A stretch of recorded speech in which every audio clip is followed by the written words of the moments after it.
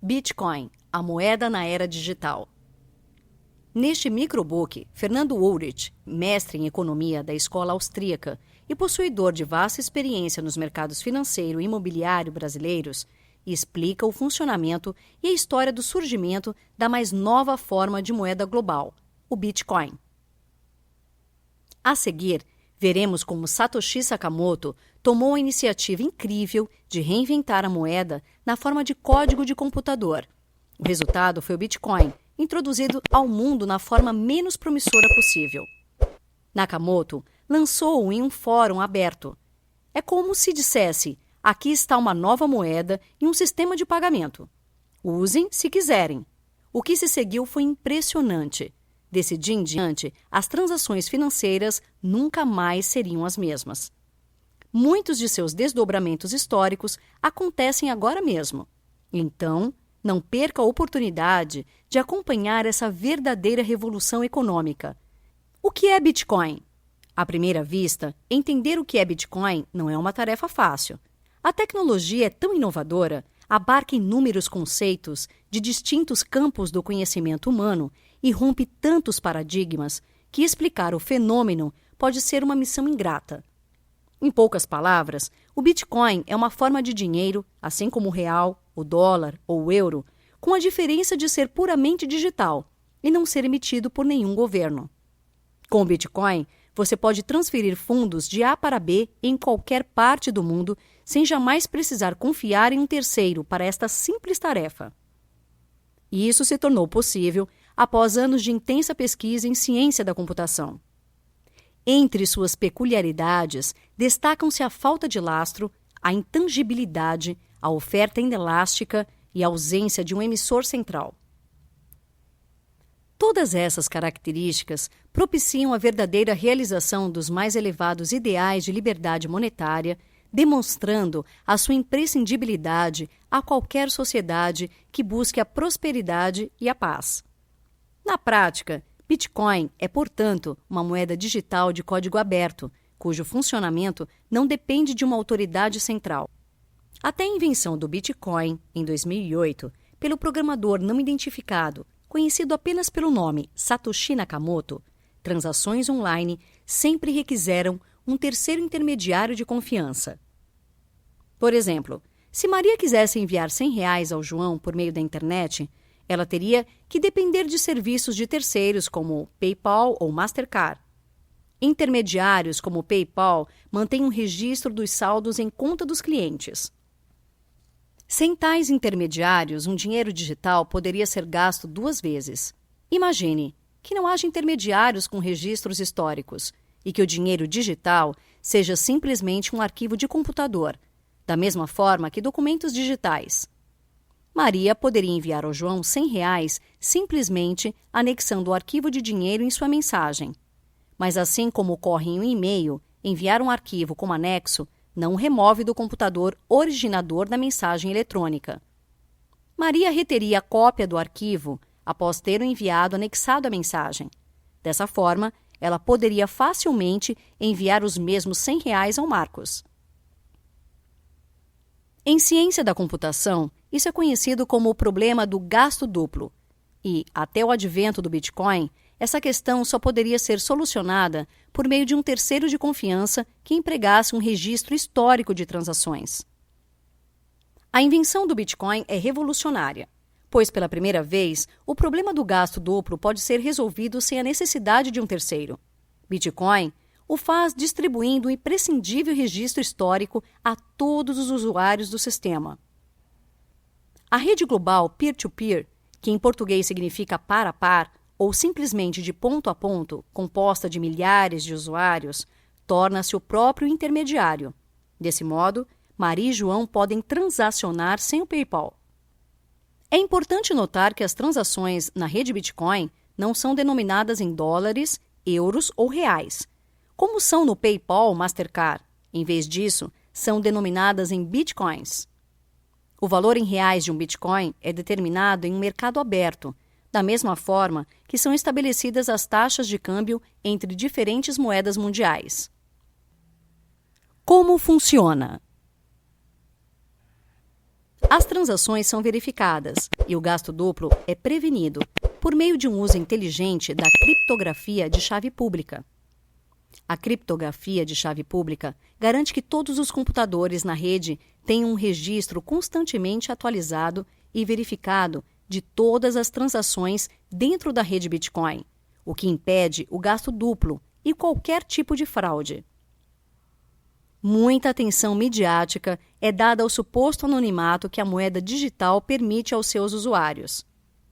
Todas as transações que ocorrem na economia Bitcoin são registradas em uma espécie de livro-razão público e distribuído chamado de blockchain, ou em português, corrente de blocos. Trata-se de um registro público de transações, o que nada mais é do que um grande banco de dados público, contendo o histórico de todas as transações realizadas. No entanto, o fato de que as transações ocorrem entre duas chaves públicas em tal dia e hora, com certa quantidade, além de outras informações, são registradas no blockchain. Em realidade, qualquer e toda transação já efetuada na história da economia Bitcoin pode ser vista no blockchain. Ainda que Bitcoin seja bastante semelhante ao dinheiro vivo, em que as partes podem transacionar sem revelar suas identidades a um terceiro ou entre si, é também distinto do dinheiro vivo, pois todas as transações de e para o endereço Bitcoin, qualquer, podem ser rastreadas. Nesse sentido, Bitcoin não garante o anonimato, mas permite o uso de pseudônimos. É também possível colher identidades simplesmente olhando o blockchain. Entretanto, os usuários de Bitcoin desfrutam de um nível muito maior de privacidade do que usuários de serviços tradicionais de transferência digital, os quais precisam fornecer informação pessoal detalhada a terceiros intermediários que facilitam a troca financeira. Ainda que seja frequentemente referido como uma moeda anônima, na prática, é bastante difícil permanecer anônimo na rede Bitcoin. Benefícios do Bitcoin. A primeira pergunta que muitas pessoas fazem quando aprendem sobre Bitcoin é: por que eu usaria Bitcoins quando posso usar reais ou dólares? Para responder, devemos, antes de tudo, considerar que ele não é necessariamente um substituto às moedas tradicionais, mas sim um novo sistema de pagamentos. Como não há um terceiro intermediário, as transações de Bitcoin são substancialmente mais baratas e rápidas do que as feitas por redes de pagamentos tradicionais. Isso faz com que ele seja atrativo a pequenas empresas de margens apertadas que procuram formas de reduzir seus custos de transação na condução de negócios. Uma vez que facilita transações diretas sem um terceiro, ele remove cobranças custosas que acompanham as transações com cartões de crédito. De modo que o Bitcoin provavelmente continuará a reduzir os custos de transações das empresas que o aceitam à medida que mais e mais pessoas o adotem. Aceitar pagamentos com cartões de crédito, por exemplo, também sujeita as empresas ao risco de fraude e de estorno de pagamentos.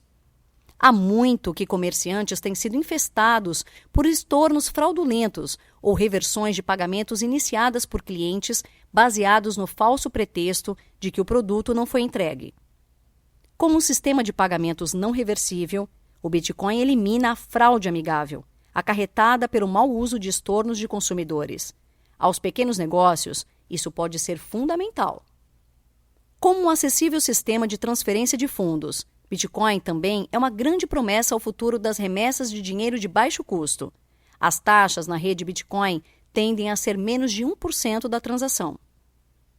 O Bitcoin também tem o potencial de melhorar a qualidade de vida dos mais pobres. Devido aos empecilhos ao desenvolvimento de serviços bancários tradicionais em áreas pobres, pessoas em países em desenvolvimento têm recorrido aos serviços bancários via rede de telefonia móvel para fazer frente às suas necessidades financeiras.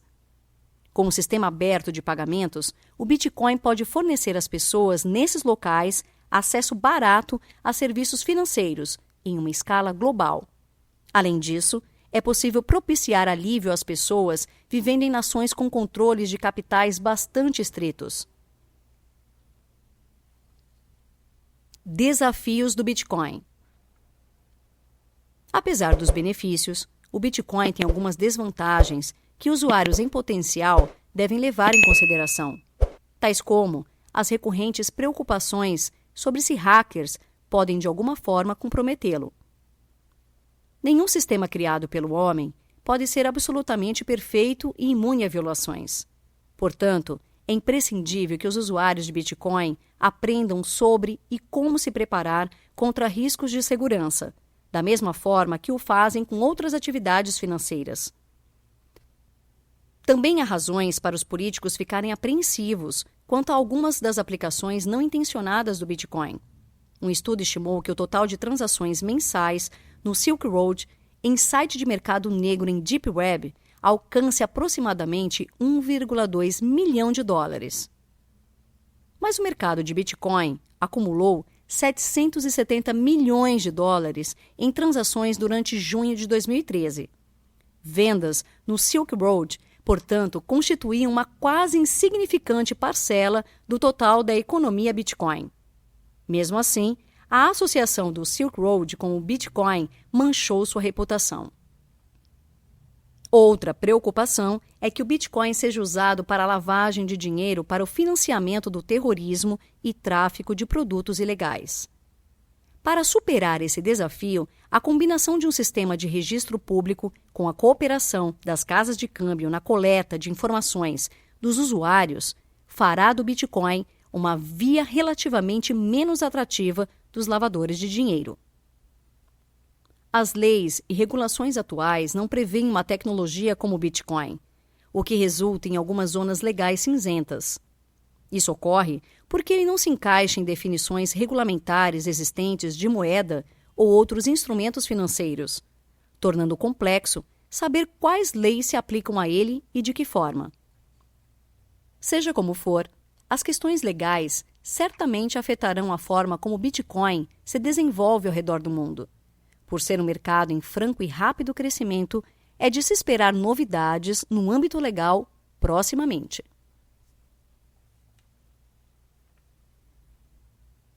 Eletricidade e internet não são um problema. E quanto à dependência da eletricidade e da internet, não seria uma enorme desvantagem ao projeto Bitcoin? Essa não é uma característica unicamente restrita ao Bitcoin. Já vivemos nessa dependência. É impensável que nossa economia globalizada e interconectada possa seguir inabalada na falta de energia elétrica e internet. Outros céticos argumentam que a rede poderia ser hackeada, corrompendo o algoritmo, alterando saldos em carteira e roubando ou falsificando bitcoins. Essa preocupação, embora compreensível, deriva do desconhecimento acerca dos atributos da rede Bitcoin. Antes de qualquer coisa, é preciso enfatizar duas inerentes características da rede: a total abertura e a transparência do sistema. Ainda que o Bitcoin tenha sido criado com certos parâmetros e regras de funcionamento, o código-fonte é completamente aberto a qualquer um que queira verificá-lo, monitorá-lo e aprimorá-lo. Qualquer pessoa pode acompanhar em tempo real as transações recentes, a quantidade total de bitcoins minerados e etc. A história e o contexto do Bitcoin. É a partir da análise do contexto em que o Bitcoin surgiu que podemos entender a sua razão de ser.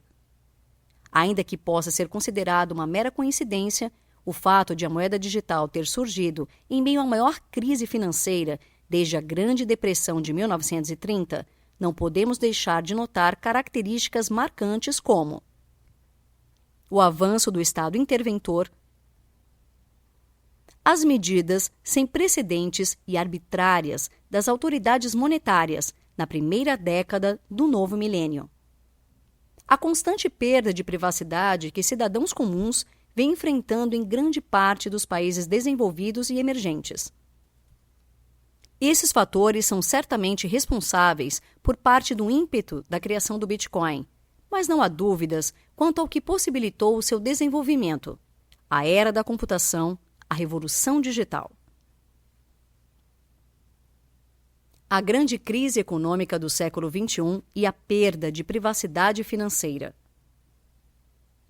A quebra do banco Lehman Brothers, em setembro de 2008, um dos grandes marcos da atual crise econômica, e a maior falência da história dos Estados Unidos ocorreu há 9 anos. E até hoje, seguimos sentindo as repercussões. Entre os economistas, muito ainda se debate sobre as reais causas da crise financeira. Para nosso autor, no entanto, o mais correto seria apontar o socialismo aplicado ao âmbito monetário como o real culpado. Segundo ele, o atual arranjo monetário do Ocidente baseia-se em 2 grandes pilares: monopólio da emissão de moeda com leis de curso legal forçado, banco central responsável por organizar e controlar o sistema bancário. Além disso, as moedas hoje emitidas pelos governos não têm lastro algum, senão a confiança dos governos. O chamado padrão ouro atualmente não passa de um fato histórico com remotas possibilidades de retornar. Quando os governos emitiam nota em demasia, acabavam testemunhando a fuga de ouro das fronteiras nacionais, sendo obrigados a depreciar a paridade cambial com o metal precioso. A realidade é que recorrer à impressão de dinheiro é algo que os governos naturalmente fizeram ao longo da história para financiar seus déficits, para custear suas guerras ou para sustentar um Estado perdulário incapaz de sobreviver apenas com os impostos cobrados da sociedade. Mas nos últimos 100 anos, o mecanismo de impressão de dinheiro foi de certa maneira sofisticado. Nos dias de hoje, entretanto, o processo inflacionário é um pouco mais indireto e envolve não somente um banco central imprimindo cédulas de dinheiro, mas também todo o sistema bancário responsável por gerar inflação. Inflação é um aumento na quantidade de moeda em uma economia, e a eventual elevação dos preços é a consequência inevitável. Afinal, quanto maior a quantidade de dinheiro em uma economia, menor o poder de compra de cada unidade monetária. Assim, mais caros se tornam os produtos e serviços. As crises financeiras deste início de milênio são uma ilustração perfeita da teoria explicada, chamada de teoria austríaca dos ciclos econômicos. E para piorar ainda mais o cenário, os principais bancos centrais do mundo seguiram a mesma receita de juros baixos para estimular a economia, formando bolhas imobiliárias.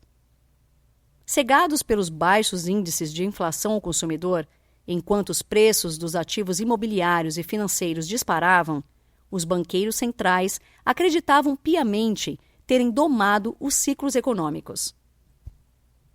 A dura realidade, porém, veio mostrar o quanto estavam enganados. Desde setembro de 2008, o rol de medidas extremas e imprevistas empregadas pelas principais autoridades monetárias globais é realmente assombroso. Resgate de bancos, seguradoras e montadoras, nacionalização de instituições financeiras, trocas de liquidez entre bancos centrais, monetização de dívida soberana, redução das taxas de juros a zero, entre outras medidas escabrosas. Ao cidadão comum, resta assistir ao valor do seu dinheiro esvair-se, enquanto banqueiros centrais testam suas teorias, ora para salvar bancos, ora para resgatar governos quebrados, mas sempre sob o pretexto da inatingível estabilidade de preços. E é precisamente este ponto que ficou claro na atual crise. O cidadão não tem controle algum sobre seu dinheiro e está à mercê das arbitrariedades dos governos e de um sistema bancário cúmplice e conivente. Enquanto as autoridades monetárias se esquivam do escrutínio público, exigem cada vez mais informações da sociedade, invadindo a privacidade financeira dos cidadãos. Sob a alegação de impedir o financiamento de atividades terroristas e lavagem de dinheiro, quem acaba sofrendo as consequências da supervisão e espionagem são os cidadãos de bem, que encontram cada vez mais dificuldade para proteger seus ativos e movê-los a qualquer jurisdição fora do alcance dos governos. Este é o paradigma do atual milênio. Crescente perda de privacidade financeira, autoridades monetárias centralizadas e opressivas que abusam do dinheiro isentas de qualquer responsabilidade e bancos cúmplices e coadjuvantes no desvario monetário. O que possibilitou a criação do Bitcoin? Os motivos fundamentais que impulsionaram a criação do Bitcoin são, portanto, evidentes. Um sistema financeiro instável e com elevado nível de intervenção estatal e a crescente perda de privacidade financeira. Mas esse estado de coisas não é novidade. A intervenção dos governos no âmbito monetário é milenar, assim como a conivência do sistema bancário. A diferença entre o sistema financeiro mundial atual e o de 100 anos atrás é meramente de grau. Na sua essência, a intervenção estatal prevalece tanto hoje como no início do século XX. Por que, então, algo como o Bitcoin não surgiu antes? Porque precisamos assistir ao sistema financeiro mundial tornar-se tão vulnerável a ponto de quase testemunharmos o seu mais absoluto colapso em 2008. Simplesmente porque, antes, uma tecnologia como a internet não estava disponível e madura como hoje está. Efetivamente, a rede mundial de computadores foi o que viabilizou a criação do Bitcoin. A era da informação revolucionou diversos aspectos da cooperação social e não poderia ser diferente com uma das instituições mais importantes para o convívio em sociedade, o dinheiro. Aparentemente surgido do nada, o Bitcoin é, em realidade, resultado de mais de 2 décadas de intensa pesquisa e desenvolvimento por pesquisadores praticamente anônimos.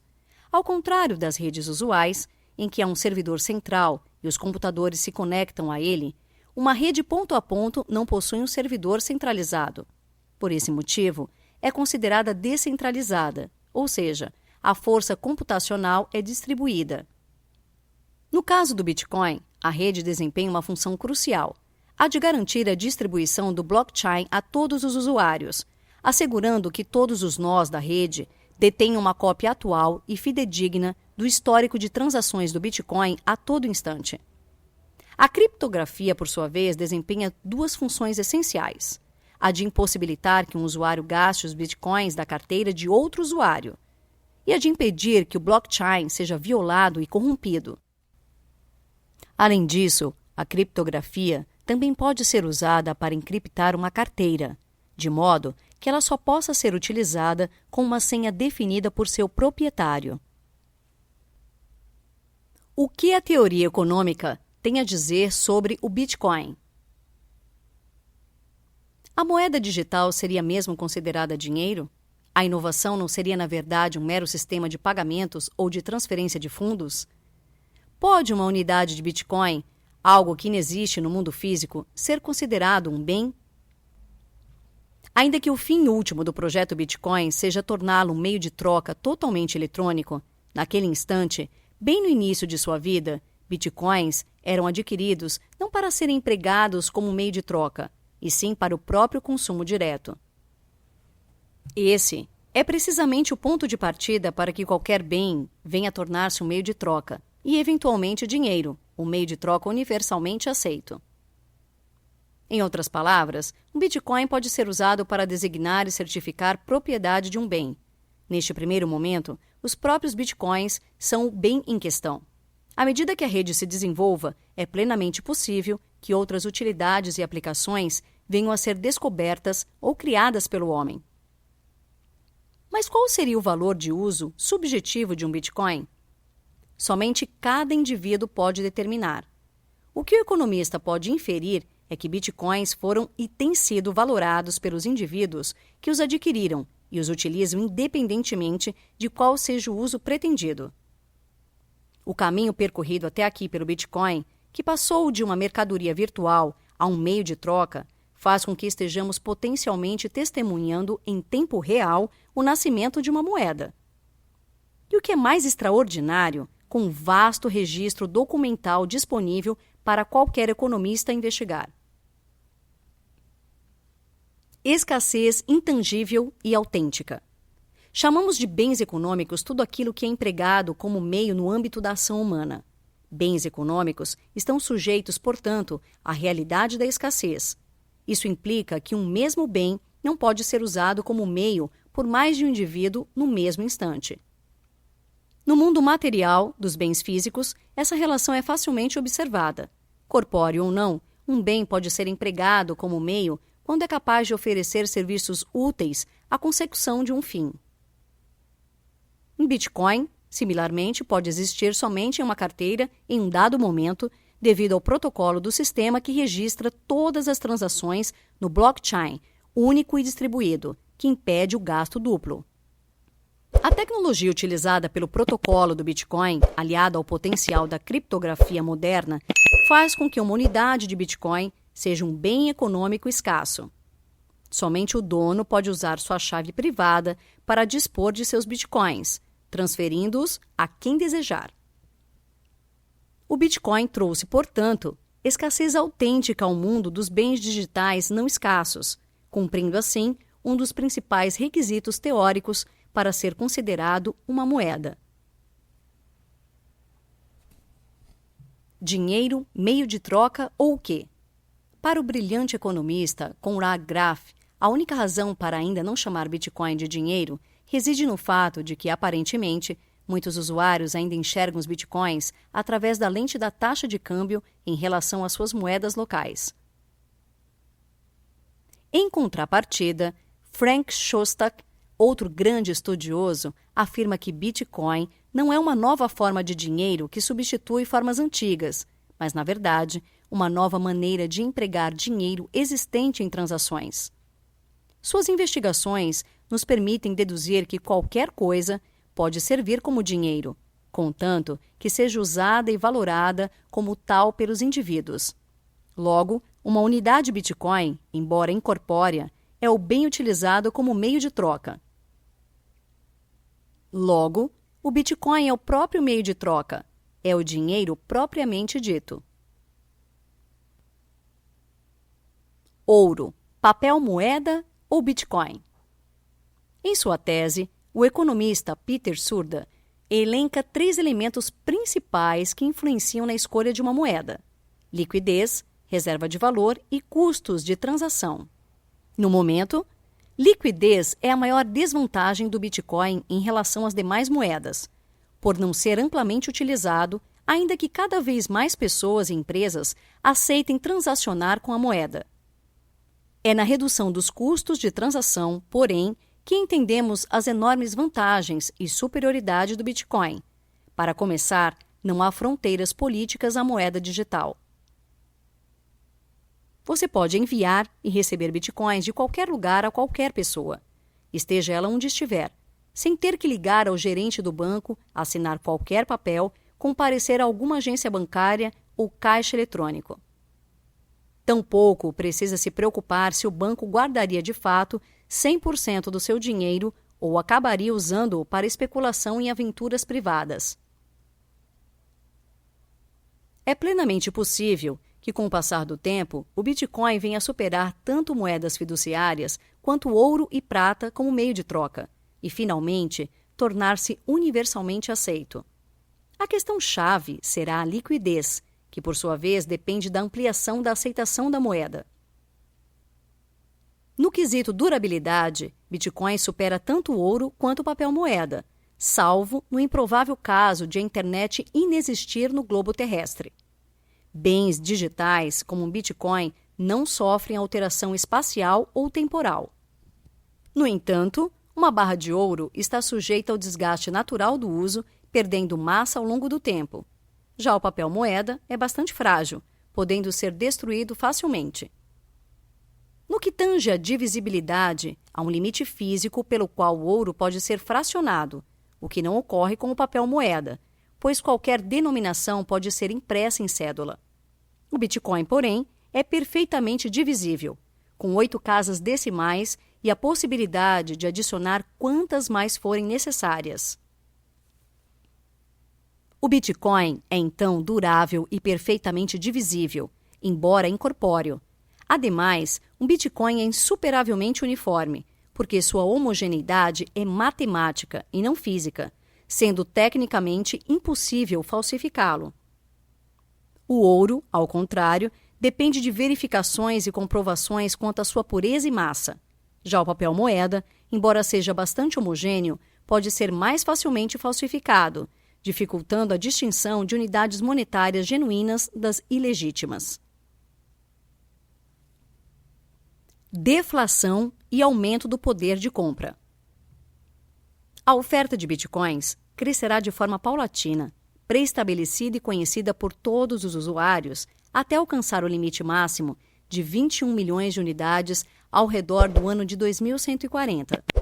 Mas cerca de 90% de todos os bitcoins já estarão minerados por volta de 2022.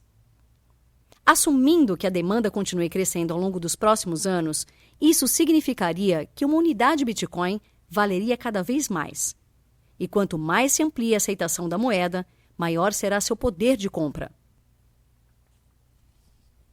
Em face dessa constatação, os leigos no assunto alegam que será quase impossível usar uma unidade de Bitcoin em compras do dia a dia, pois ela valerá muito no futuro. O que lhes escapa é o fato de que os Bitcoins são perfeitamente divisíveis. Isso permite aos usuários realizar transações com frações de 1 Bitcoin. O sistema, aliás, já está preparado para tal aperfeiçoamento. O preço do Bitcoin, oferta e demanda. No dia 5 de outubro de 2009, 9 meses depois de a rede Bitcoin ter começado a operar, o primeiro registro de preço de venda de um Bitcoin ofertado foi publicado. Um total de 13 Bitcoins por centavo de dólar, ou especificamente 1.309,03 Bitcoins por $1. Estamos ainda na infância do experimento Bitcoin. A cotação de um Bitcoin em relação a outras moedas, ou seu preço, é algo que está sendo descoberto pelo mercado, e não podemos prever a sua evolução. E ainda que pelo lado da demanda, não saibamos como ela evoluirá, ao menos do lado da oferta, não seremos surpreendidos por súbitos aumentos na quantidade de Bitcoins em circulação. De certa forma, o preço de uma unidade é irrelevante. A questão-chave é que a moeda digital tem verdadeiras vantagens comparativas, oferecendo excelentes serviços de pagamentos e reduzindo de forma significativa os custos de transação. Como diz Tony Gallip, sócio do site de pagamentos BitPay, Bitcoin é simplesmente a maneira mais fácil até hoje inventada de enviar dinheiro de A para B. A política monetária do Bitcoin. A política monetária objetiva manipular a oferta de moeda em uma economia. No passado, deu-se de forma direta, com alvos específicos para o crescimento de algum agregado monetário. Atualmente, a manipulação da oferta monetária ocorre indiretamente pela influência direta sobre a taxa de juros.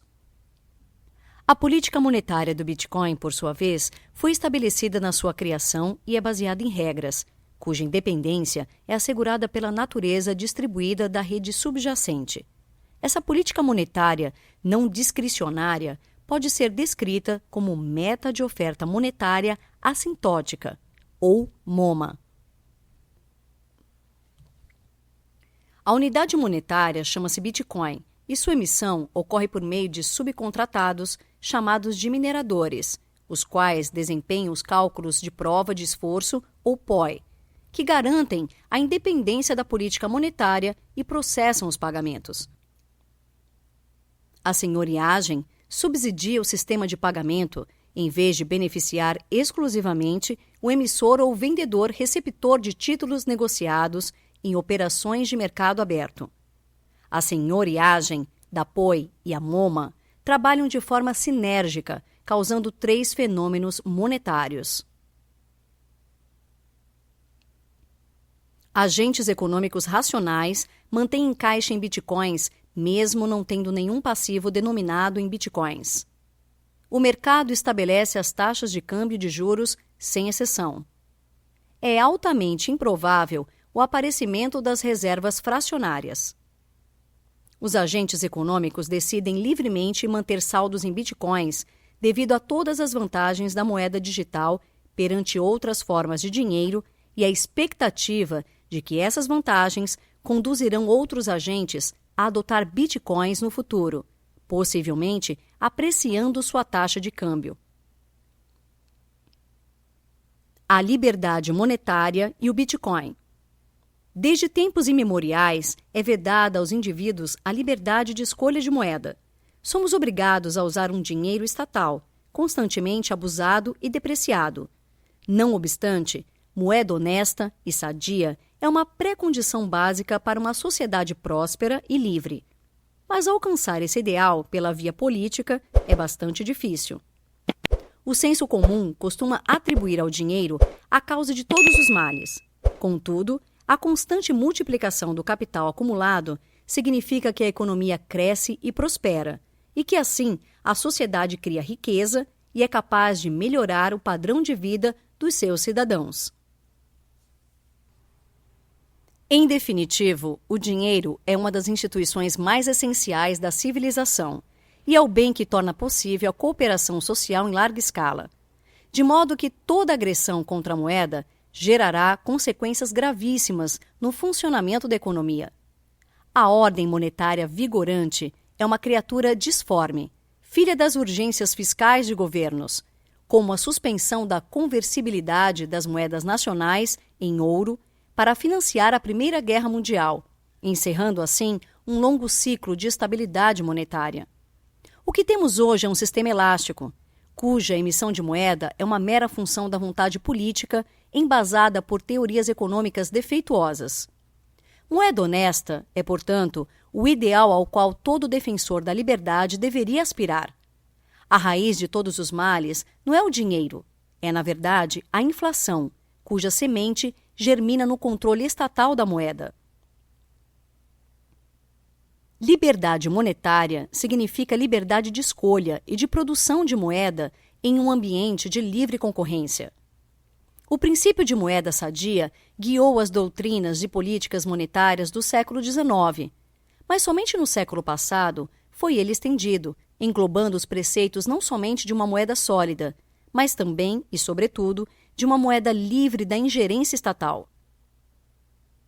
Alcançar esse objetivo pela via política, entretanto, é altamente improvável. E por que altamente improvável? Primeiro, porque uma reforma monetária e bancária liberal afronta quem mais se beneficia do status quo, o governo e os bancos. Um governo legislará contra seu próprio interesse somente no instante em que a causa for pauta política capaz de decidir eleições. Precisamente neste ponto, jaz uma das forças do Bitcoin. Em vez de implorar pelo respaldo legal, ele o contorna. Ao invés de pedir permissão para operar, ele simplesmente existe. O Bitcoin não é uma criatura do Estado. É uma invenção do mercado que independe do consentimento do poder público. Obviamente, as decisões políticas podem influenciar a conduta dos indivíduos e das empresas, mas por si só são incapazes de coibir o livre funcionamento da moeda digital. Anular o poder proibidor dos governos é algo inédito na história da humanidade. Sob essa perspectiva, o Bitcoin é uma forma de impedir a tirania monetária. Essa é a sua verdadeira razão de ser.